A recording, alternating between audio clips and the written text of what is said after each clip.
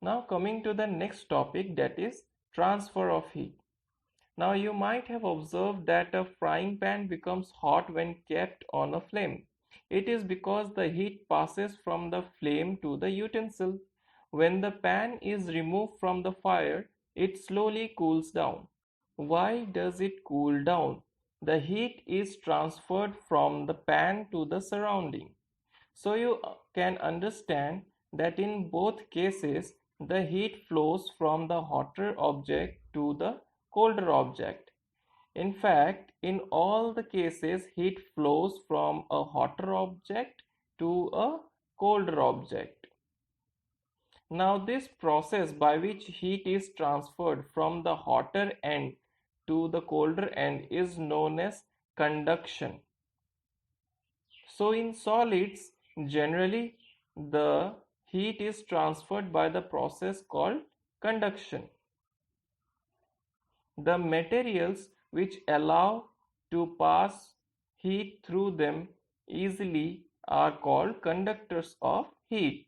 For example, aluminum, iron, and copper.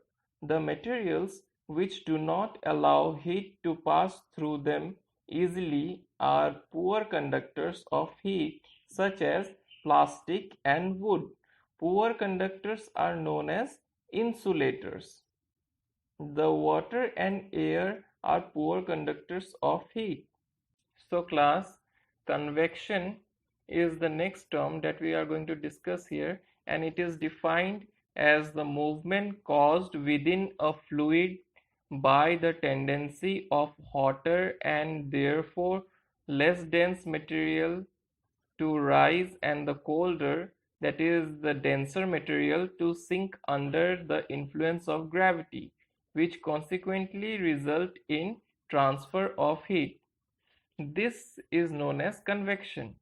So class, convection is nothing but rising of the hot portion of the water when they are heated, then that less density water comes upward under the influence of the heat, and then when they come on the upward side they get cooled down during the process and become more dense, and then again they go down, and again when they receive heat from the bottom, then again they rise up, and then again when they will feel there is cold, and then again they will go down.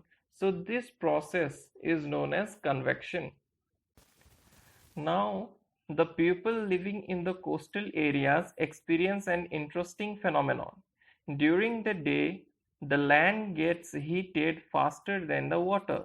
The air over the land becomes hotter and rises up. The cooler air from the sea rushes in towards the land to take its place. The warm air from the land moves toward the sea to complete the cycle. The air from the sea is called the sea breeze. To receive the cooler sea breeze, the windows of the houses in the coastal areas are made to face the sea. At night, it is exactly the reverse. The water cools down more slowly than the land, so the cool air from the land moves toward the sea. This is called the land breeze. This movement of land breeze and sea breeze is one of the most common natural example of convection class. Okay, because of heat, the movement of air, that is under the convection process, and it is also occurring naturally, so it is one of the example of natural convection. Okay, now next, when we come out in the sun we feel warm. How does the heat from the sun reach us? It can reach us by next term that we know as radiation.